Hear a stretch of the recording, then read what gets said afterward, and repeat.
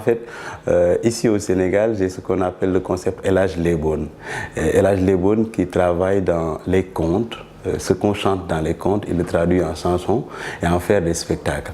Donc avec ce qui traduit notamment la culture sénégalaise et la culture africaine. Donc Claudio, quand j'ai rencontré, lui, il fait du flamenco. Tout le monde sait que le flamenco, ça représente la culture espagnole. Donc on veut tout simplement mélanger les deux cultures-là et en faire un produit, ce qui va nous faire peut-être une place dans l'échelle internationale. Il est venu depuis 6 jours, donc entre-temps nous avons déjà été en studio, donc on a enregistré on a fait 2 titres. Donc pour les 2 titres, lui il amène un morceau qui est purement flamenco et moi je chante dessus ou bien je vais faire dessus des notes traditionnelles africaines. Donc voilà, moi aussi j'amène un morceau et lui il va faire des notes de flamenco qui représentent cette culture-là. Donc on a été déjà en studio hier, même on a fini les 2 morceaux.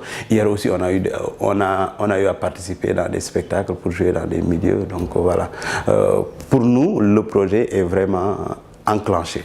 Ce que nous avons conclu depuis pas mal de temps, faire tout pour que ce projet-là non seulement ait un album, et puisque par exemple nous allons choisir des thèmes, parce que ce sera un projet vraiment engagé, qui parlera pourquoi pas de l'immigration clandestine, qui parlera des contes comme on le faisait traditionnellement, parler par exemple de l'orphelin, parler des cas sociaux et tout ça. Donc on se veut être un projet qui est engagé, ça fera même l'objet d'une tournée. On est en train de voir et de négocier avec les différents promoteurs pour que ça puisse faire non seulement un album, mais une sorte de tournée pour aller au fin fond de l'Afrique, mais aussi vers l'Europe et pourquoi pas ailleurs. Donc le conteur doit vivre à son époque. C'est-à-dire les enfants d'aujourd'hui, je vois mal quelqu'un leur parler de Tongorgue, de Ndaté et autres, peut-être qu'ils sont un peu déphasés. Donc prendre des thèmes actuels, par exemple, ce sur quoi je travaille, c'est l'immigration clandestine, que j'ai créé un conte et j'ai fait un conte là-dessus qui sera un peu plus moderne. Parce que rappelez-vous, le conteur ne prenait pas les thèmes au hasard, c'était des thèmes actuels, c'était un acteur social.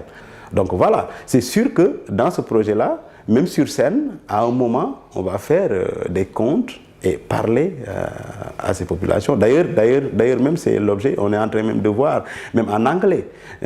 Donc voilà, puisqu'on se débrouille un peu en anglais, pourquoi pas, quand on fait une prestation pour un peuple anglophone, on le fera en anglais.